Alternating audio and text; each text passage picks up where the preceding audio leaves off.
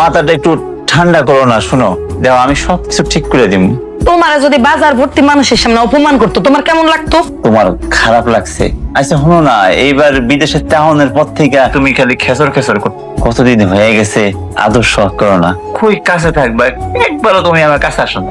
এত রঙ্গলীলা সাকয়া লাভ নেই, কামের কথায় আসো। ভাইজানকে ফোন দিছিলাম, ভাইজান কইছিল ভাইজানের নতুন ব্যবসায় যদি তুমি ইনভেস্ট করতে পারো তাইলে ধরো আমগো এই মাস থেকে টাকা আইব, আমগো সংসারের লেগে আর কোনো চিন্তা হইব না। আমগো রাস্তার লগে যে নতুন জমিটা আছে না, ওইটা বেচে দিই, কি কও? দরকার পড়লে কালকে বেচা দো। আমার লগে জাহাঙ্গীর কাকার লগে সব কথাবার্তা বলা আছে, ধান দরটা বাকি আছে বুঝছো, ওইটা হয়ে গেলে হইব। এই কথা তুমি আমার আগে কইবা না। আসো তোমার একটু দেখি আমার ভাইজান ফোন দিচ্ছে, একটু ধরি। হ্যাঁ ভাইজানের লগে তো জরুরি কথা আছে, ব্যবসা নিয়ে কথাটা শেষ করি। হ্যাঁ ভাইজান, আমি ইমরান কইতেছি। আচ্ছা তোমার যে বুদ্ধিটা দিচ্ছি, আগে কাজ হচ্ছে কিনা সেটা কও। আমি বাথরুম থেকে আসি। ভাইজান আমি এই যে কথা কইতেছি।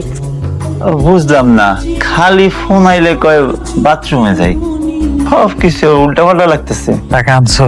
টাকা তো আনছি, কিন্তু তুমি কদিন পরে পরে আমার কাছে টাকা চাও।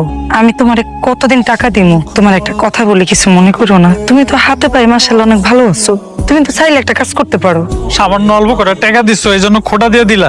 তুমি না আমার কইছো যে আমার টাকা পয়সা এনে দিবা, আমরা সুখে শান্তিতে সংসার করবো। এখন এই যে টাকার লেগে মুখের বেতরি কথা শুনাই দিলা না, লাগবে না টাকা। আমি তোমার ওইভাবে বলি নাই, আমি বলতে চাইছি তোমার লগে আমার লগে যখন বিয়ে হইব তখন তো তোমার একটা কাজ করতে হইব। এখন তো আমি টাকা পয়সা অন্য বেড়ার কাছ থেকে আইনা দিই, এটা নিয়ে মন খারাপ করার কিছু আছে? তোমার ভালো লেগে করলাম না, টাকা নাও। জানতে গেছিলাম তাই আনছো না? আমি যে তোমার এত টাকা দিই, টাকা নিয়ে তুমি কি করো? এটা কি আমার জন্য নিছি? তোমার জন্যই তো নিছি। আমি তোমার গলার একটা স্বর্ণের চেইন বানাইছি, আর এক জোড়া কানের দুল বানাইছি, দুটোই স্বর্ণের। সত্যি কইতেছো? তুমি আমার লাগে গলার চেইন আর কানের দুল বানাইছো? তো কই দাও না কেন তুমি আমারে? বিয়ার পর আমি নিজের হাতে তোমার সবকিছু পরাই দেবো। এত কষ্ট করে জমিটা কিনছিলি, সেই জমিটা বিক্রি করে দিলে কি ভালো হইব?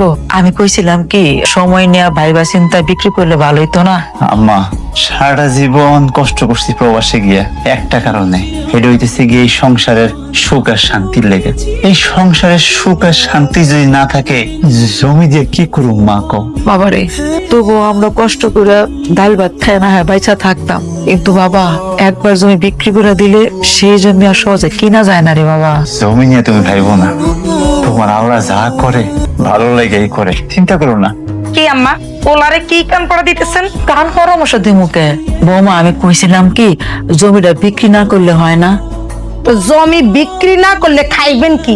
আপনি না হয় বুড়ো হয়ে গেছেন, আপনার পেটে ক্ষুধা নেই। আমার পেটে অনেক ক্ষুধা, আমার 3 বেলা ভাত খাইতে হয়। আপনার পোলা আপনার লেগে যে যায় নামাজ আনছে, যান ওইখানে যায় বসে বসে আল্লাহ বিলা করেন, যান। আরে যাইতে কইছি, আর সুযোগ পাইলে পোলার কানে বিষ দিয়ে না, যান তো যান, ভালো লাগতেছে না, দূর।